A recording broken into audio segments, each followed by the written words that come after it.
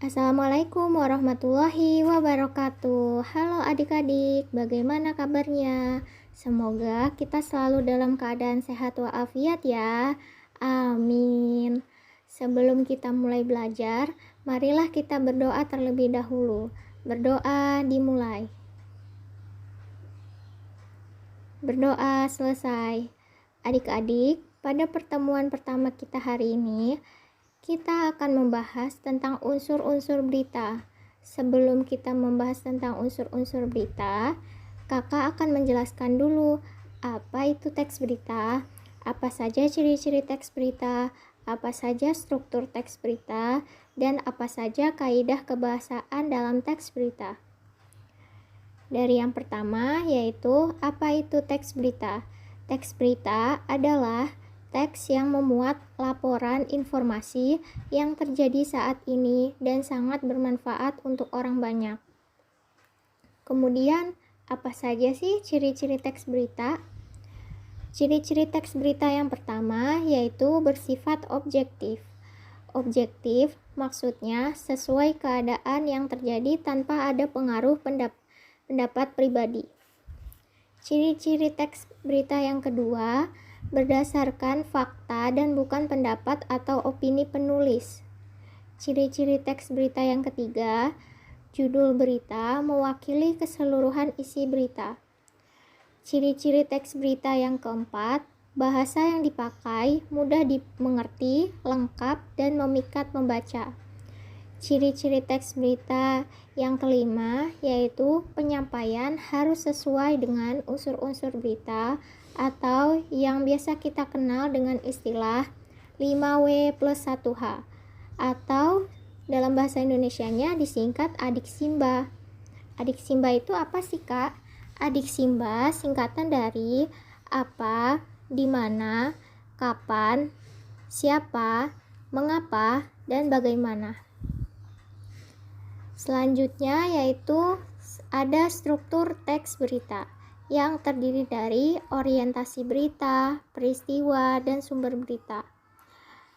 Dari yang pertama yaitu ada orientasi berita.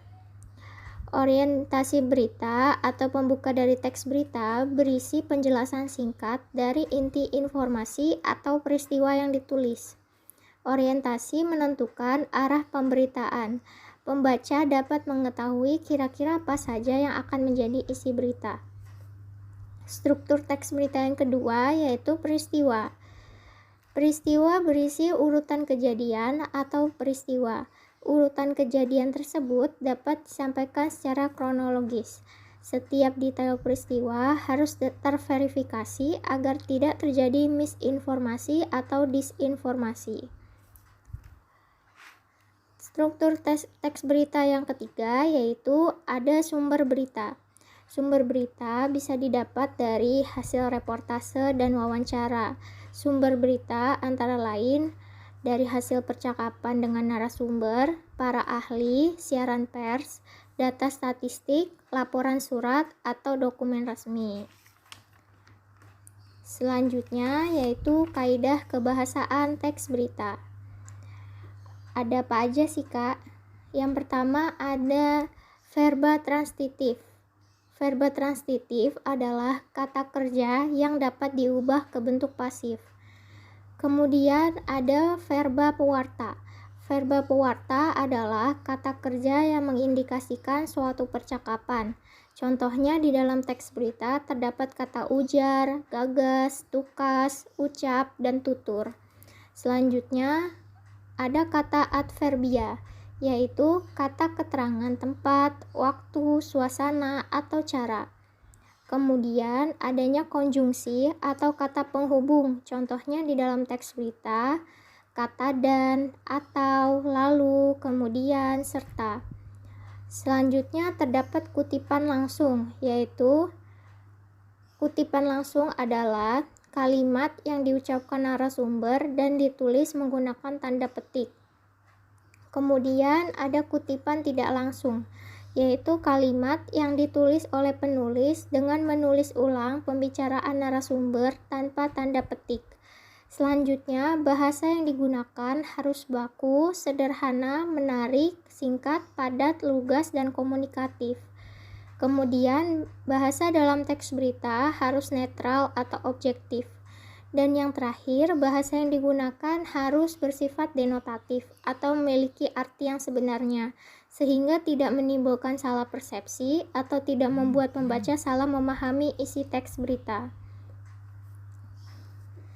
Selanjutnya, kakak akan menjelaskan tentang apa saja unsur-unsur berita yang menjadi pokok bahasan kita. Unsur-unsur berita itu biasa kita singkat dengan rumus 5W plus 1H.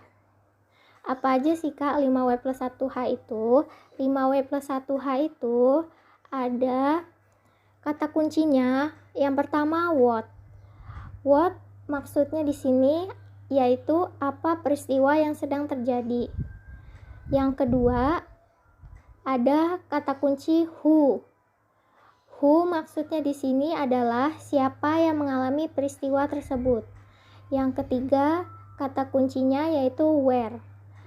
Where maksudnya di sini adalah di mana peristiwa tersebut terjadi. Yang keempat, when. Kata kunci when maksudnya di sini adalah kapan peristiwa tersebut terjadi. Yang kelima, why. Why maksud dari kata kunci why yaitu mengapa peristiwa tersebut terjadi, dan kata kunci yang terakhir yaitu how. Maksud dari kata kunci how yaitu bagaimana peristiwa tersebut dapat terjadi. Atau dalam bahasa Indonesianya kita bisa menyingkatnya dengan singkatan adik Simba.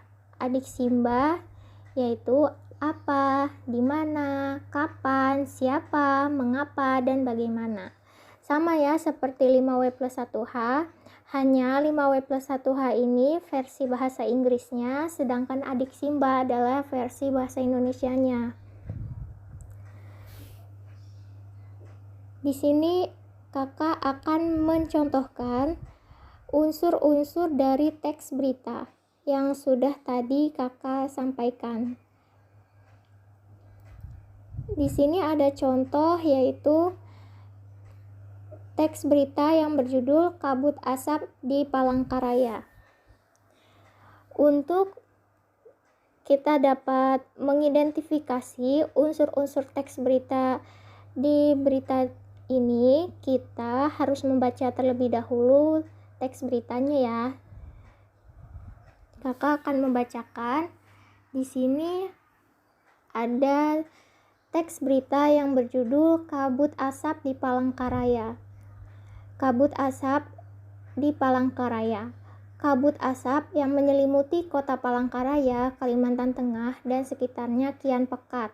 Jarak pandang hanya mencapai 50 hingga 100 meter. Di tengah kabut asap, warga tetap beraktivitas di luar ruangan. Kondisi kabut asap akibat kebakaran lahan gambut kini sangat dikeluhkan warga. Selain menimbulkan pusing dan sesak nafas, warga yang berkendara juga tidak dapat mengetahui jika ada pengendara lain di hadapannya akibat jarak pandang yang terbatas. Sementara itu, Dinas Pendidikan Kota Palangkaraya 2 hari lalu telah meliburkan kegiatan belajar siswa di sekolah hingga 5 hari ke depan.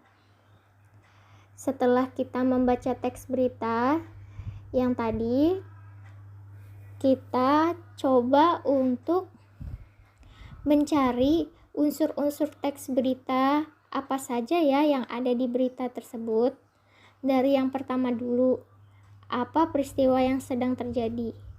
Kira-kira apa ya peristiwa yang sedang terjadi?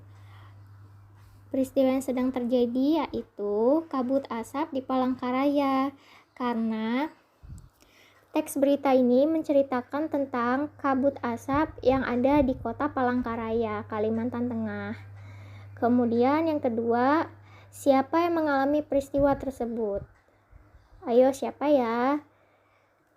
Kita bisa melihat di sini ada kalimat, di tengah kabut asap, warga tetap beraktivitas di luar ruangan.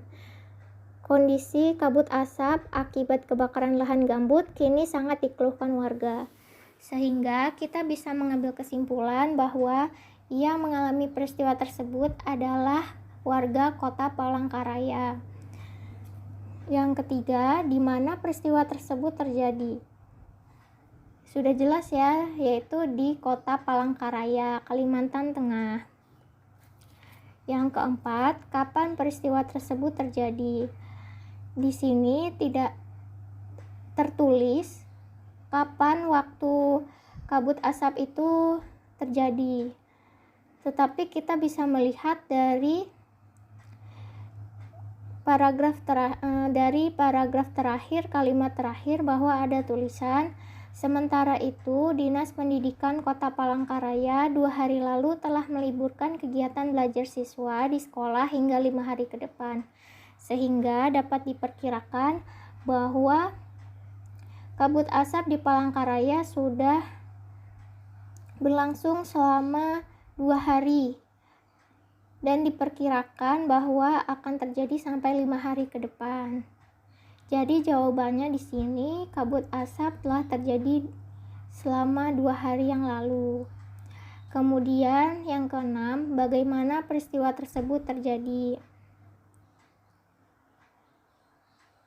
Peristiwa tersebut terjadi karena